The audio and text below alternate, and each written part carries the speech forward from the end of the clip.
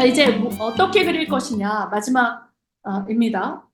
그림을 잘 그리기 위해서는 재료를 알아야 됩니다. 재료를 알지 못하기 때문에 그림을 그리지 못하는 것이에요. 그래서 그림은 우리가 지금 다루려고 하는 것은 유화의 발전된 단계인 아크릴릭과 수채화 두 가지를 다루는데요. 원래 이거 피그먼트는 돌이나 자연에서 온 원료, 원재료입니다. 이것을 가지고 염색을 하기도 하고 이제 페인팅 도구가 됐는데 여기에 레진을 섞게 되면은 아크릴 수지를 섞게 되면은 아크릴 물감이 됩니다. 여기에 아라비아 고무액을 섞게 되면은 수채화 물감이 되는 거예요. 그래서 알료는 똑같아요. 피그먼트라고 하는데 그래서 유명한 화가들은 이것을 직접 자기가 만들어서 사용합니다. 그래야 색이 더 선명하기 때문에 돌에서 많이 오는 그림이고요. 그리고 이 아크릴 물감을 발명한 사람은 1930년대 오토 레미라는 사람이 독일에서 발명을 하게 됩니다. 아크릴 물감은 유화나 수채화보다 훨씬 더 매력적이에요. 유화는 완전히 건조하는데 1년 걸려요. 그리고 손에 묻어나지 않을 정도가 되려면 2주에서 4주가 걸리니까 굉장히 어려운 재료입니다. 특히 거기에 섞어 쓰는 기름이 테레핀과 린시드유인데 그것을 잘못 배합하게 되면 그림이 다 터져서 상하게 됩니다. 그런데 이 아크릴화는 전혀 완벽한 재료예요. 퍼지거나 뭐 손상되지 않아요. 그런데 수채화도 굉장히 보관이 좋은데 수채화는 종이기 때문에 종이는 빨리 또 상하게 돼요. 그러한 유화의 더디 마르는 단점과 수채화의 보관의 어려움을 이제 보완한 게 이제 아크릴화인데 아크릴화는 어디든지 그릴 수가 있어요. 캔버스, 나무, 돌, 하드보드, 종이. 그래서 여러 군데 그릴 수 있고요. 붓이 있는데 이 붓은 유화붓은 너무 딱딱하고 또 수채화붓은 너무 부드러워서 그림이 그려지지 않습니다. 그래서 수채화와 유화붓은 짐승의 털로 만드는데 천연모를 쓰는데 이 아크릴화는 합성모 그러니까 공업 제품을 써요. 그래야 물감이 견딜 수가 있기 때문이죠. 그래서 이것을 쓸 때 유의점은 아크릴화는 물로 그림을 그리기 때문에 그렇지만 물감이 금방 말라요. 그럼 붓이 다 굳게 되겠죠? 그래서 그림을 그리고 나서 바로 물통에 담가서 붓이 마르는 것을, 굳는 것을 방지하는 것이 가장 중요하고 그 외에는 너무 쉽습니다. 여기 보면 붓의 여러 종류가 있는데 저는 이 필버트 붓과 요 가느다란 요 이제 세밀화를 위해서 요런 거, 그 다음에 여기 꺾어진 거 있어요. 이렇게 대각선으로. 앙겔드라고 하는 이 붓과 요 플랫, 그러니까 반듯한 붓이죠. 직모. 이게 세 가지 써요. 하나, 이거 반듯한 거 하나, 둘, 셋, 네 가지를 쓰는데 어, 서명을 그림에 이제 사인할 때는 이렇게 가늘은 붓을 리거라고 해서 이런 붓을 쓰기도 합니다. 그런데 대체적으로 세트가 들어있기 때문에 그런 붓을 구입하시면 되겠고요. 이제 기법이 있는데 기법은 하면서 터득하는데 이거는 그냥 편의상 만든 거예요. 그리다 보면은 어떤 사람은 블렌딩만 쓰고 어떤 사람은 웨트 기법만 쓰고 어떤 사람은 거칠게 그리기도 하고 하는데 여러 가지 기법이 있지만 그래도 한번 이제 알아보겠습니다. 드라이 브러쉬인데 물을 적게 사용했을 때 이런 터치가 나오는 것. 그다음에 웨트 온 웨트는 그림이 젖어 있을 때, 물이 있을 때 그림을 그리면 그라데이션이 생겨가지고 좋은 그림을 그릴 수가 있어요. 저는 주로 웨트 온 웨트 기법을 많이 써요. 이것은 유화와 같은 효과를 낼 수가 있기 때문이죠. 블렌딩은 물감이 마르기 전에 이렇게 색을 섞는 것을 이야기합니다. 저는 이런 방법은 거의 사용하지 않습니다. 그 다음에 이제 중요한 게 또 이제 임파스토 기법인데 이것은 두껍게 물을 적게 사용하고 물감을 많이 붙여서 굉장히 촉촉하게 그리는 그림 기법이고 점묘법으로 그림을 그리는 뭐 풍경화에서는 나뭇잎 같은 것을 점묘법으로 그리는 경우가 많고요. 또 어떤 사람은 강렬한 이미지를 주기 위해서 그림을 이제 이렇게 물감을 묻힌 다음에 나이프나 딱딱한 뾰족한 것으로 긁어가지고 표현하는 경우도 있습니다. 그럼 실제 어떤 작품인지 한번 보겠습니다. 이것은 웨트 앤 웨트 기법, 저랑 이제 비슷하게 쓰는 방법인데, 이것은 남경민이라는 작가가 신윤복이 아닌 이 신사임당인가요? 아니, 이 신윤복이죠. 이 미인도를 그렸던 신윤복의 화실을 이렇게 자기가 상상해서 시뮬라크를 한 거예요. 그러니까 자기가 상상해서 그림을 그린 거예요. 여기는 고전적인 정원이 있고 여기는 또 새로운 정원이 있고 상상력을 동원해서 신윤복의 미인도도 있고 갓도 있고 신윤복이 했을 만한 그런 화실의 모습을 약간 서양화 재료로 그려서 이질적이면서 새로움을 만들어냈어요. 그러니까 여기에 키워드는 신윤복, 미인도, 그리고 상상력, 그리고 새로운 물감. 그러니까 예를 들어서 신윤복의 미인도를 내가 아크릴화로 현대적으로 그려도 새롭게 그린 거예요. 이걸 표절이라고 볼 수가 없는 거예요. 그 대신 신윤복으로부터 from 신윤복 이렇게 출처를 밝히면 되는 거예요. 논문처럼. 그래서 제가 논문을 쓰고 나서 저는 어, 로이 리텐슈타인 그림을 다 베꼈어요. 거의 똑같이. 왜? 논문의 그 근거를 보여주기 위해서. 내가 새롭게 그러니까 리히텐슈타인의 조소 작품을 회화로 만들고 이런 식으로 이제 다 만들었는데 저는 감옥에 안 갔거든요. 그런데 어떤 여자분이 루이비통 밥그릇에다가 이제 밥을 푼 거를 그렸어요. 근데 그 사람은 from 루이비통 이걸 안 쓴 거예요. 그 그림 다 철거되고 감옥 갔어요. 그러니까 출처를 밝히는 것이 굉장히 카피라이트에서 중요합니다. 그러니까 차용 미술에서는 출처를 밝히는 게 되게 중요해요. 이 그림의 제목은 신사임당의 방이에요. 아니, 신윤복의 방이에요. 근데 상상력이 되게 재미있고, 그다음에 이 그림은 이제 홍경택이라는 작가의 작품인데요. 이분의 그 집, 어렸을 때 그 집이 고물상이었어요.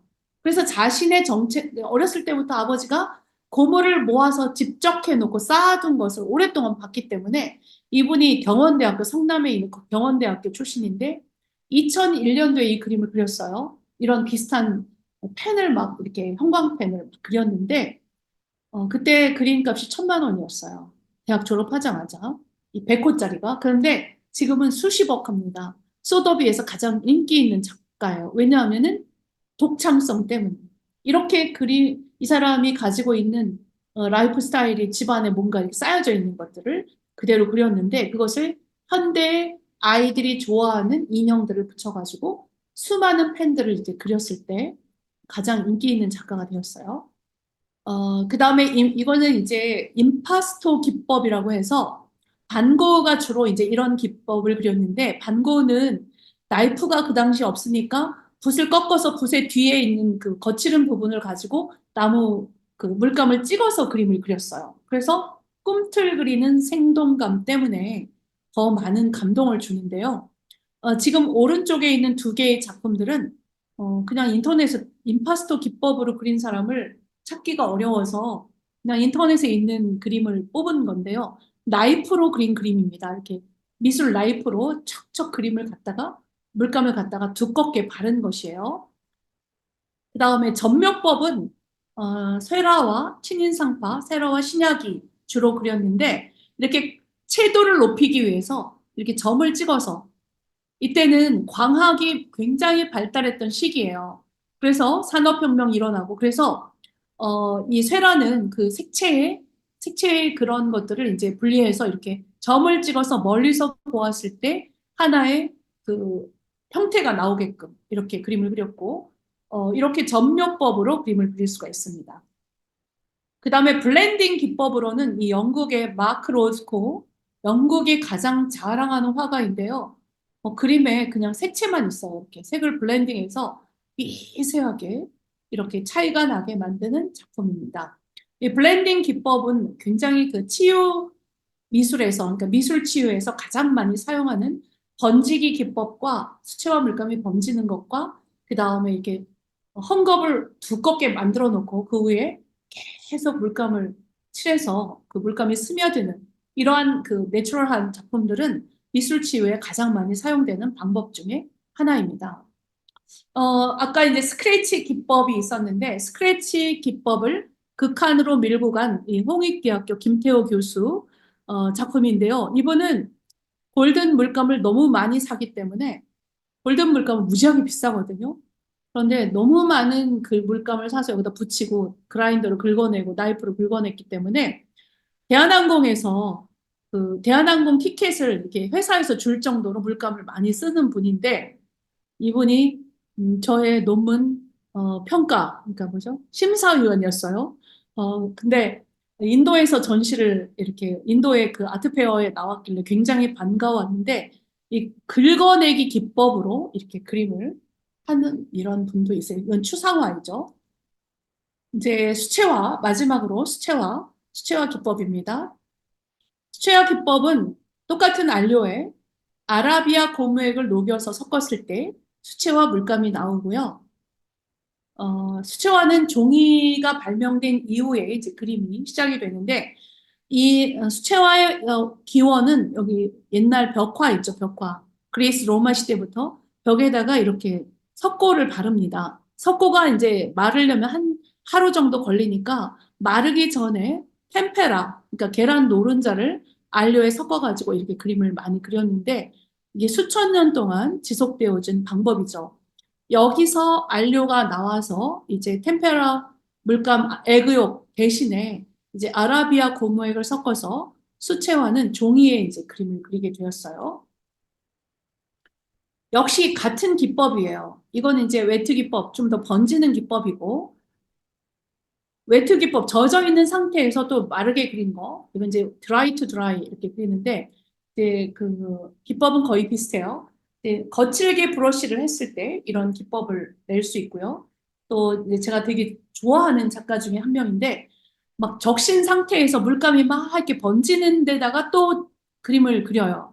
그래서 서로 물감이 밀어내면서 아주 자연스러운 정물화 이제 꽃 그림이 나타나는데요. 제가 전속돼 있는 화랑에 같이 활동하기 때문에 제가 여기다가 그림을 넣었는데 제가 상당히 좋아하는 작가 중에 한 명이에요. 이분은 이제 그 우리나라의 수채화 물감이 세계적인 그런 질을 가지고 있는데요. 미젤로에서 만드는 수채화 물감인데요. 세계 최고예요. 근데 이 거기에 소속되어 있는 신종식이라는 작가가 있는데 이 사람은 배경은 이렇게 왜 이게 번지는 방법을 쓰고 이 안에는 이렇게 드라이 기법으로 마른 상태에서 이제 그리는 기법을 사용해서 수채화로 봤을 때는 이분이 정물화로는 최고로 잘 그리는 것만 치면 잘 그리는 작가 중에 하나라고 볼 수가 있겠습니다. 그다음에 이제 드라이 앤 드라이, 그러니까 배경 번지는 거 하나도 없이 드라이 앤 드라이.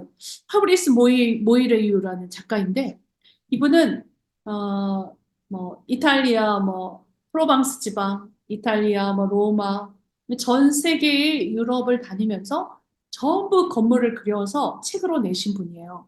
저는 굉장히 좋아했는데 왜냐하면 되생이 너무 정확하고 좋아하는 장소들을 다 이제 그려서 되게 좋아하는 작가 중에 하나인데 이렇게 풍경화를 드라이 앤 드라이 기법으로 그릴 수 있고요. 이제 마지막입니다. 준비물. 준비물은 똑같은데 물감만 다르죠. 붓도 다르고요. 그래서 아크릴화는 캔버스에 그림을 그립니다. 유화처럼. 그래서 아크릴 붓을 사용하고 아크릴 물감을 사용하고 물에 풀어서 그림을 그려요. 그리고 연필로 대생을 해도 되지만 연필보다는 붓으로 하는 게 좋아요. 흑연이 묻어가지고 그림을 버리기 때문이죠. 수채화는 이 하네블레 여기 지금 제가 여기다가 와트만지 수채화는 두꺼운 종이에다가 적어도 300g 이상 되는 여기 300이라고 써 있죠. 그렇지 않으면 종이가 후들거려가지고 다 찢어져요. 붓을 물감을 다 견디질 못해서 그래서 이 하네블레는 좀 싼 종이고 캔슨이라든가 많은 그 프랑스나 이탈리아에서 오는 것도 있고 한국에서 오는 것들도 있는데 이런 300g 이상 되는 종이에다가 그림을 그리시면 되고요. 수채화 물감과 팔레트가 이렇게 이렇게 짜서 여기다가 섞어서 그림을 그리는데 붓으로 수채화 붓으로 이제 그림을 그려서 그릴 수 있는데 처음에는 스케치를 연필로 하시면 됩니다.